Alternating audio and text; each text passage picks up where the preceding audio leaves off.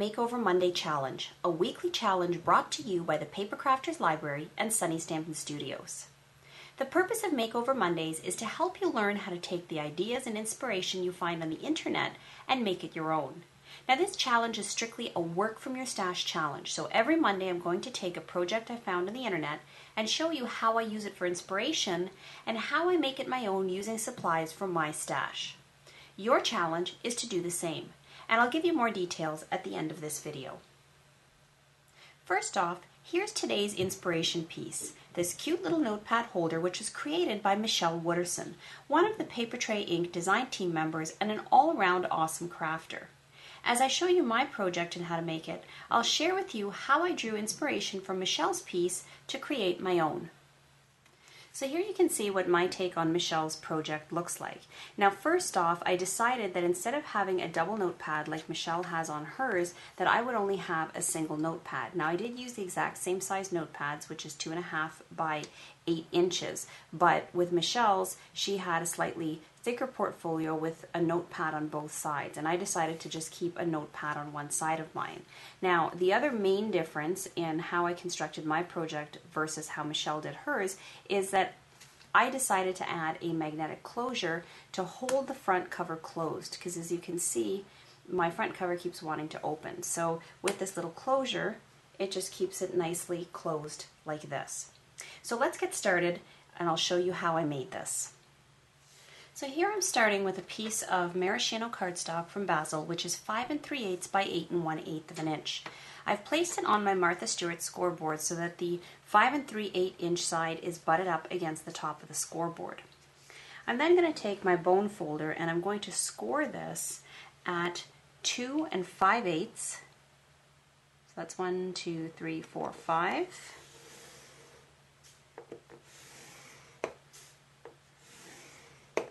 And then I'm going to rotate the cardstock 180 degrees and I'm going to score it at 2 5/8 again. So I've scored it in 2 5/8 of an inch from both sides. So you just end up with these two score lines side by side in the center of the cardstock piece.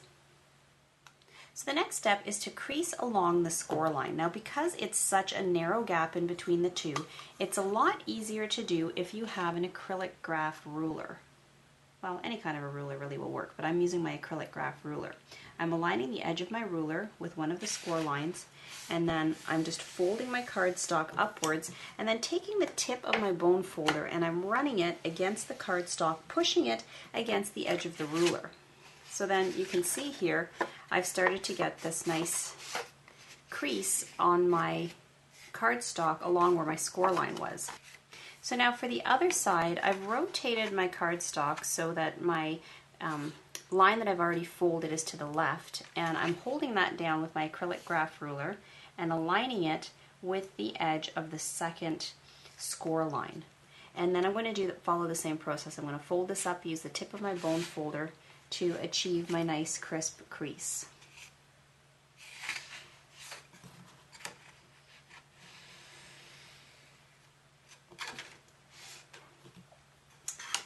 So once that's done, it's helpful to wrap this around the edge of the ruler, because this ruler is about 1/8 of an inch. So to wrap it around the edge, just to really solidify that fold that you've created in your cardstock and to make sure that it's really shaped with a 1/8 of an inch binding like so. So here you can see what your piece now looks like. It's essentially like a little portfolio that we've created for the notepad. So here I have a notepad that's 2.5 inches wide by 8 inches high, and I purchased this notepad from Paper Tray Inc. I'm placing some of my red liner tape at the top and bottom of this notepad. Red liner tape is simply a super sticky double-sided tape that works on a whole variety of surfaces, but when you need a really strong hold, this is the ideal tape to use. And this is a product we carry in our Sunny Stampin' store.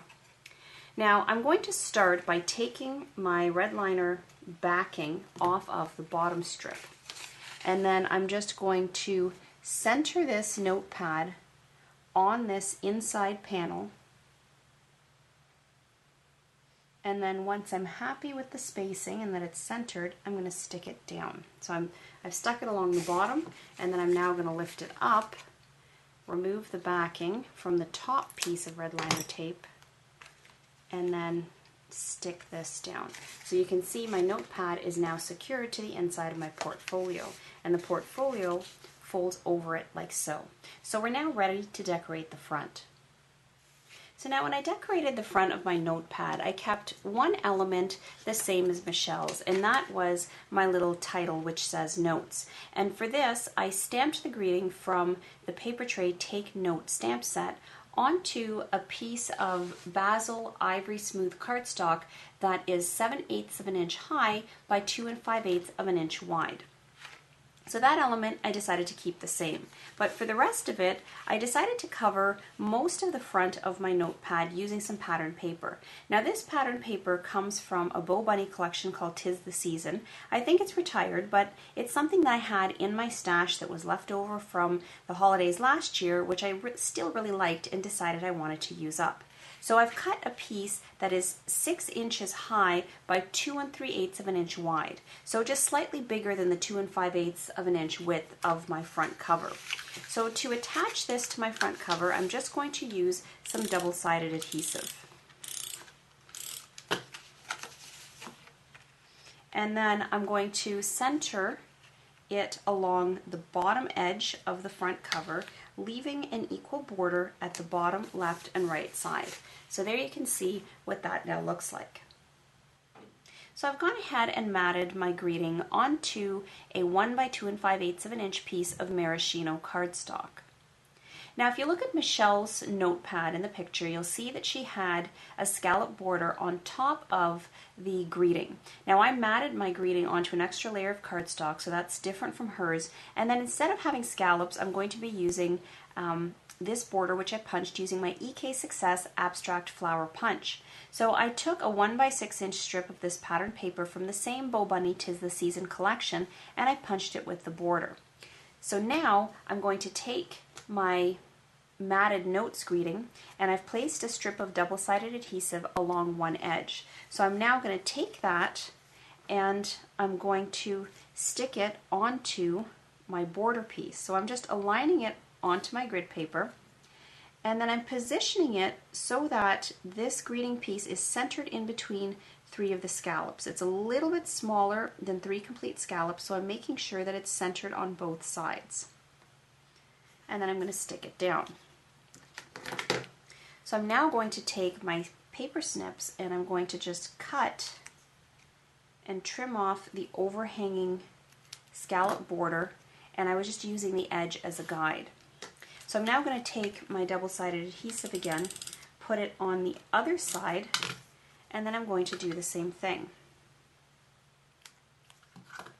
So there you can see what that looks like with both sides trimmed. So my next step is to take this piece and stick it onto the cover of my notepad holder. So I'm aligning this with my grid paper, and then I'm going to stick this so that it is about 1 3/4 of an inch up from, down from the top edge of my cardstock piece, like so. So there you can see what that now looks like. So the next step is to create our little magnetic closure.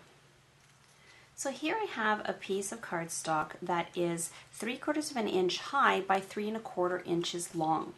I scored it at 7/8 of an inch and 1 inch to give me this little binding piece. And then that is just going to wrap around, and it's going to be held to the front by the magnetic closure, and then it'll be stuck to the back and it'll be covered. So to stick it to the back, first off, I'm going to take a combination of my double-sided tape,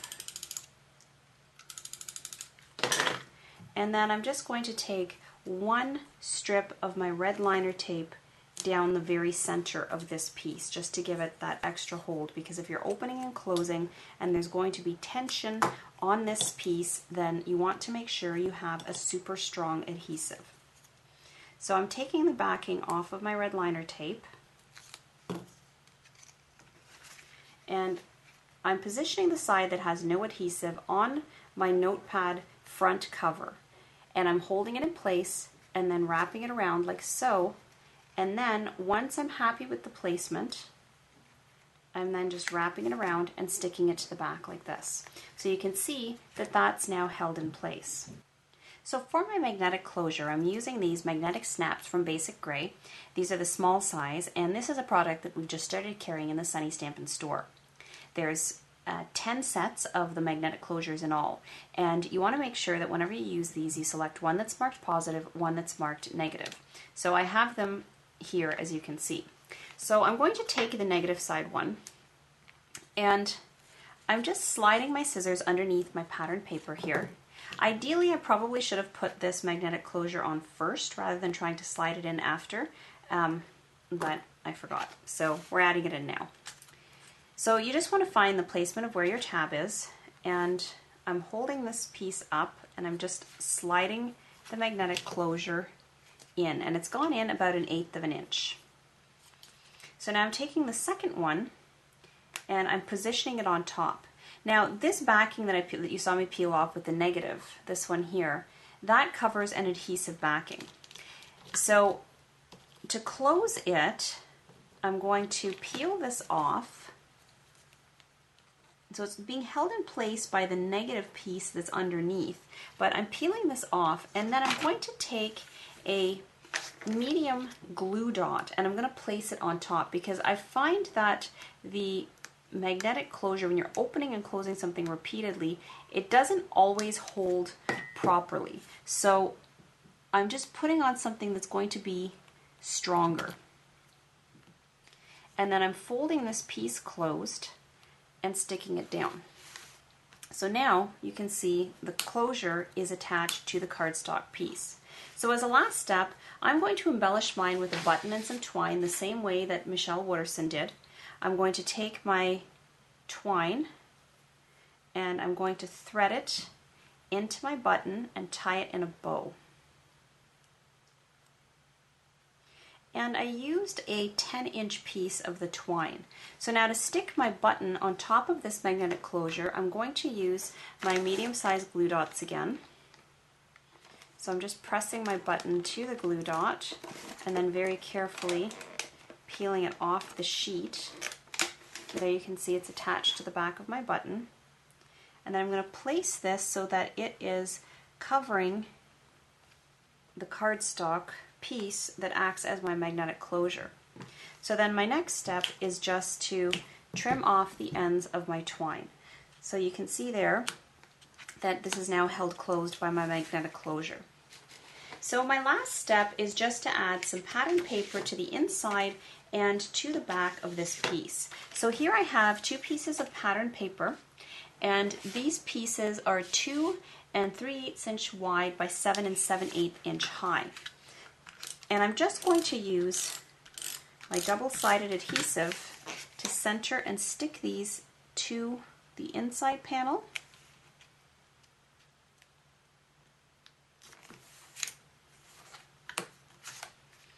And then I'm going to flip this over and stick this to the back panel. So it's going to cover the cardstock piece that we used as our closure.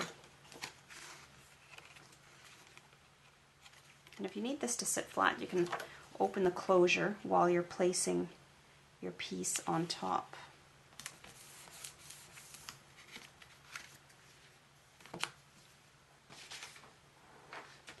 So there you have it. This is what my finished project now looks like. Now it's your turn, and here's how the challenge works. Create your own project using Michelle's project for inspiration. While I chose to create a notepad holder, you can use her inspiration to create any kind of a project you'd like. So you might take the general design and adapt it to fit a card or a scrapbook page, really anything you like, sky's the limit. Post your project on your blog or online photo gallery, then come back to the Paper Crafters Library blog Makeover Monday Challenge post. Scroll to the very bottom.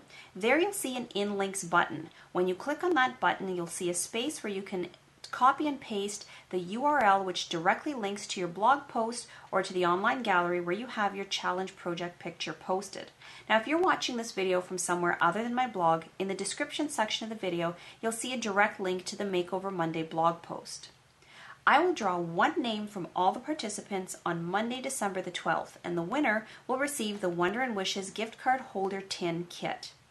See you on the blog.